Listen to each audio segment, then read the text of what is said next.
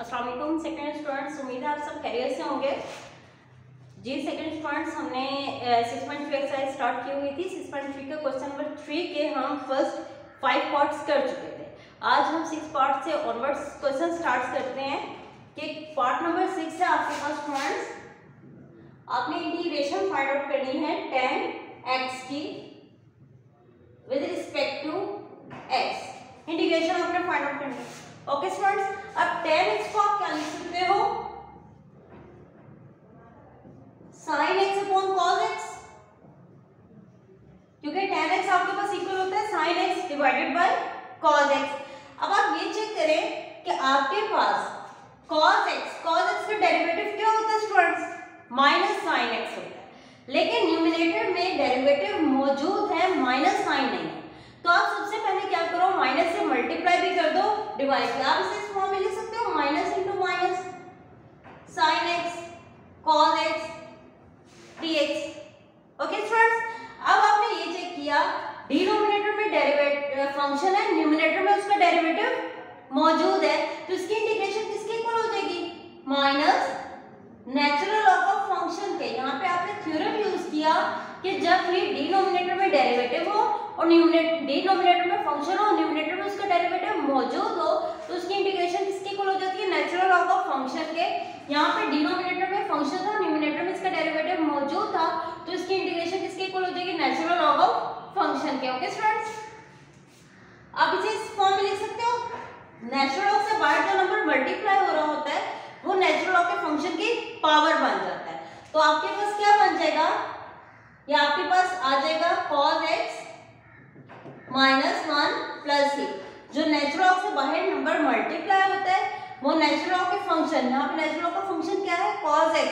ये minus sign cos x की power बन जाएगा -1। अब इसे आप ये इस फॉर्म में भी लिख सकते हैं, पावर नेगेटिव में डिनोमिनेटर में ले जाएं, पावर पॉजिटिव हो जाएगी। और 1 upon cos x is the reciprocal of secant x। 1 upon cos x किसके इक्वल हो जाएगा? secant x plus c। तो यहाँ से हमारे पास ये प्रूव हुआ कि इंटीग्रेशन tan x की किसके इक्वल होती है students? Natural log of secant x plus c के। ये आपके पास थ्योरम भी है, मेजॉरिटी है, एमसीक्यूज में आपसे डायरेक्ट पूछा जाता है कि tan x की इंटीग्रेशन किसके इक्वल होती है। तो आपने वैसे भी याद रखना है, अगर जस्ट tan x फंक्शन है तो इसकी इंटीग्रेशन किसके इक्वल है? Natural log of secant x के इक्वल है। राइट स्टूडेंट्स, अब चलते हैं नेक्स्ट पार्ट की तरफ। Part number 7। पार्ट नंबर 7 में आपने इंटीग्रेशन फाइंड आउट करनी है secant स्क्वायर 2ax dx की।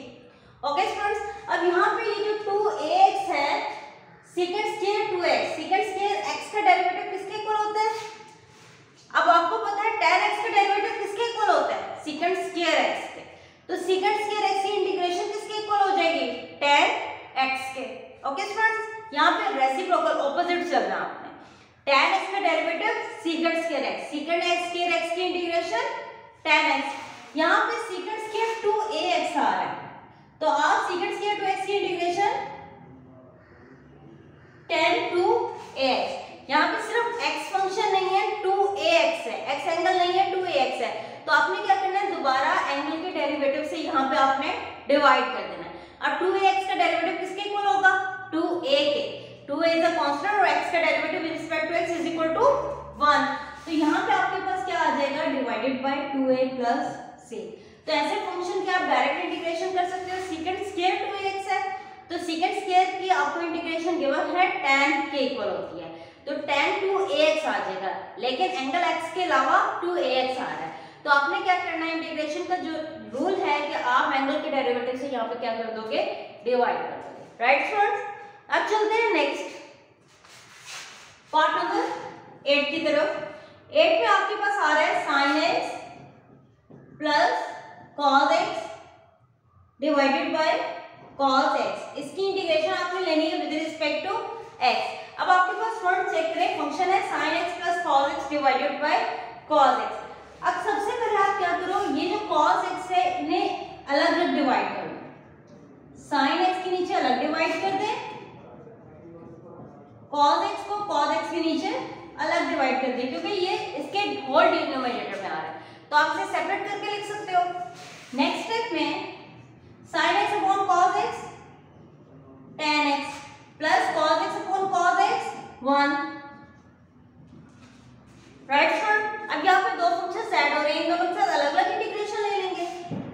Natural log of tan x dx 1 dx।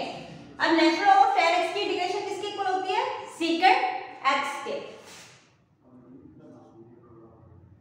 Sorry tan x की integration natural log of secant x plus x and then plus c, और 1 की integration किसके equal होती है with respect to x के equal होती है। तो आपके पास क्या आंसर आ जाएगा? Natural log of secant x, tan x की integration natural log of secant x और 1 की इंटीग्रेशन x के, और फिर साथ आपने क्या ऐड कर देना है? प्लस c ऐड कर देना है।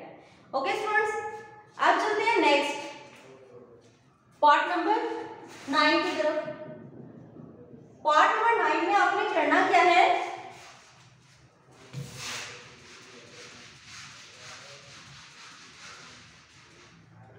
पार्ट नंबर 9 आपने इंटीग्रेशन फाइंड आउट करनी है 1 plus tan x whole square के। अब स्टूडेंट आप क्या करें? सबसे पहले इसका होल स्क्वायर ओपन करना है। होल स्क्वायर ओपन करेंगे a प्लस b का whole square formula a square plus b square plus 2ab। Okay student, अब 1 plus tan square x, 1 plus tan square x is equal to secant square x। अब यहाँ पे आपने identity use की कि 1 plus tan square x किसके equal होते हैं? secant square x plus 2 tan x dx। अलग अलग इंटीग्रेशन ले, secant स्क्वायर x के साथ अलग इंटीग्रेशन ले ले, 2 इज अ कांस्टेंट बाहर आ जाएगा, tan x के साथ अलग इंटीग्रेशन। अब secant स्क्वायर x की इंटीग्रेशन tan x की इंटीग्रेशन किसके इक्वल होती है? secant स्क्वायर x के। तो tan x का डेरिवेटिव किसके इक्वल होता है? secant स्क्वायर x के। तो secant स्क्वायर x की इंटीग्रेशन किसके इक्वल हो जाएगी?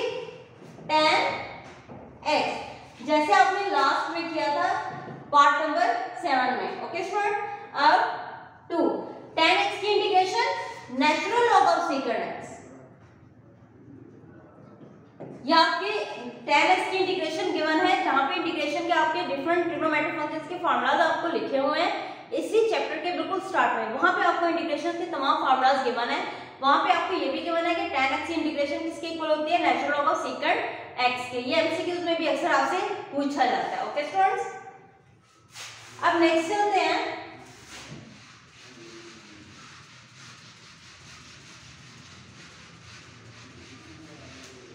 Next part students, part number 10। आपने इंटीग्रेशन फाइंड आउट करनी है e power x cos e power x की।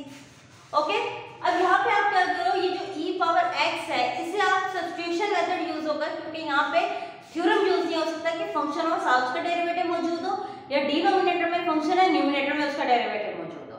तो आप क्या करो, जो एंगल है इसे सब्स्टिट्यूशन मेथड से यूज करते हुए इसे सपोज कर लो ये किसके इक्वल है?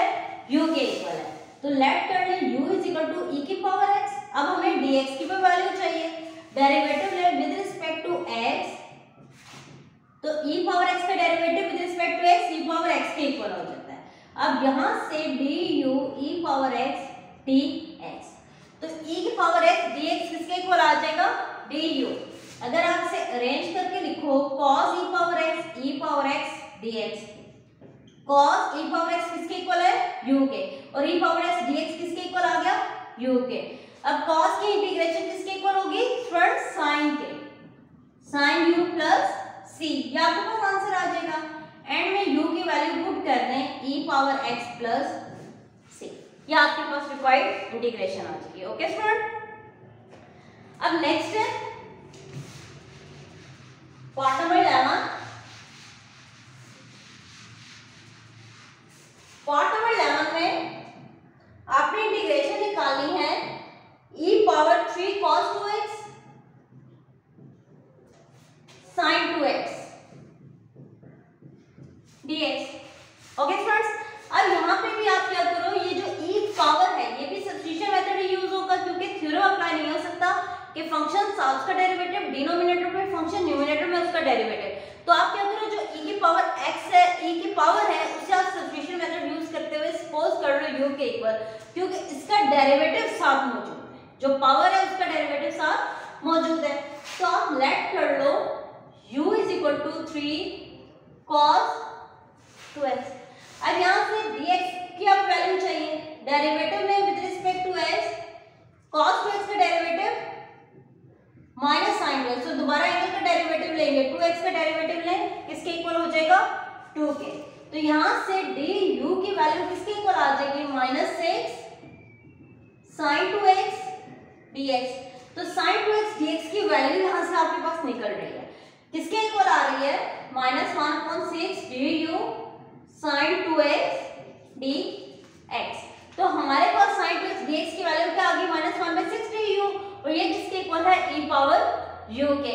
अब जब सारी वैल्यूज आप अपने क्वेश्चन में पुट करेंगे, e पावर u माइनस से 1/6 du, इसकी जगह क्या आ जाएगा, -1/6 du, और इसकी जगह क्या आ जाएगा, e power u। -1/6 is a constant, constant integration से बाहर आ जाना है, क्या आ जाएगा, e power u du, -1/6 e power u की इंटीग्रेशन। अब एक्सपोनेंशियल फंक्शन में लास्ट लेक्चर में भी हमने देखा था e पावर u का डेरिवेटिव भी और e पावर u की इंटीग्रेशन भी e पावर u के ही इक्वल होती है, तो e power u plus c,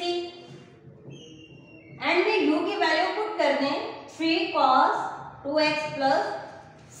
this is the required integration of this function. Okay students, उसके बाद नेक्स्ट चलते हैं, नेक्स्ट देखते हैं पार्ट नंबर 12। पार्ट नंबर 12 में इंटीग्रेशन आपने निकालनी है tan 2x plus secant 2x इसका होल स्क्वायर, इसकी आपने इंटीग्रेशन फाइंड आउट करनी है स्टूडेंट्स। अब आप क्या करो, इसका स्क्वायर सबसे पहले ओपन कर लो, a square plus b square plus 2ab। First step में मैंने क्या किया कि मैंने इसका स्क्वायर ओपन कर लिया, a प्लस b का whole square, a square plus b square plus 2ab। Next step में अब tan स्क्वायर 2x की इंटीग्रेशन हमारे पास नहीं है, हमारे पास सिर्फ tan x की है, तो आपके पास इस tan x को हम secant में कन्वर्ट कर सकते हैं, क्योंकि secant स्क्वायर x की हमारे पास इंटीग्रेशन मौजूद है, tan x के इक्वल होती है। तो आप tan स्क्वायर 2x की जगह लिख सकते हो secant स्क्वायर 2x माइनस 1। यहाँ पे स्टूडेंट्स हमने आइडेंटिटी यूज की, आइडेंटिटी हमारे पास क्या थी,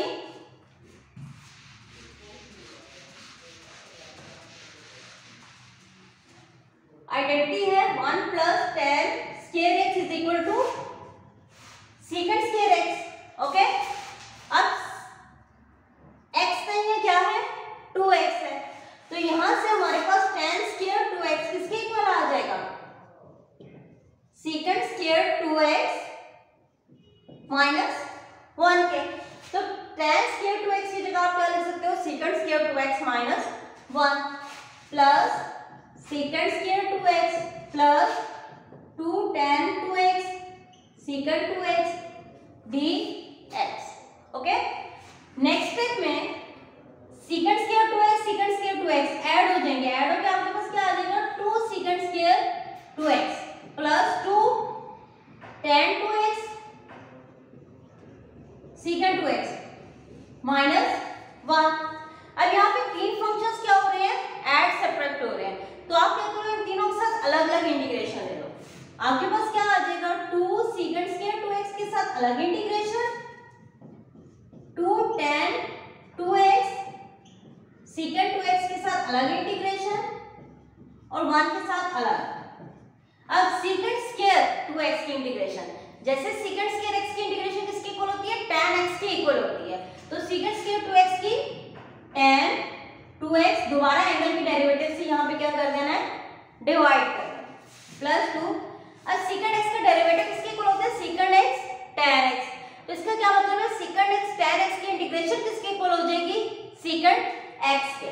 यहाँ पे tan 2x secant 2x आ रहा है, तो आपके पास secant x के अलावा क्या एंगल आ रहा है, 2x, तो secant 2x का इंटीग्रेशन आपके पास tan 2x secant 2x की इंटीग्रेशन किसके इक्वल हो जाएगी, secant 2x, और दोबारा एंगल के डेरिवेटिव से आपने क्या कर देना है, divide, minus x plus c, this one is cancel out, tan 2x secant 2x minus x की इंटीग्रेशन प्लस सी। ये जो है ये मैंने सीकेंड एक्स की डेरिवेटिव से ही निकाली कि हमारे पास मौजूद है कि सीकेंड एक्स का डेरिवेटिव किसके इक्वल होता है, सीकेंड एक्स tan x। अगर आप दोनों तरफ इंटीग्रेशन लो विद रिस्पेक्ट टू x तो सीकेंड एक्स tan x की इंटीग्रेशन किसके इक्वल हो जाएगी, सीकेंड x। यहाँ पे सिर्फ एंगल आपके पास डबल आ रहा है, सीकेंड 2x tan 2x, तो इसकी इंटीग्रेशन किसके इक्वल हो जाएगी, सीकेंड 2x, क्योंकि x के अलावा कोई और एंगल आ रहा है तो जो एंगल है उसके डेरिवेटिव से आपने क्या कर देना है, डिवाइड कर देना है। ओके स्टूडेंट, यहाँ तक स्टूडेंट्स आपने पार्ट्स अपने कंप्लीट कर लेने हैं। तमाम जितने भी क्वेश्चंस आज के लेक्चर तक आपने किए थे वो सारे आपने अपने रजिस्टर में कंप्लीट कर लेने हैं। Okay student, thank you so much, बहुत बहुत शुक्रिया, आपका ख्याल रखिए।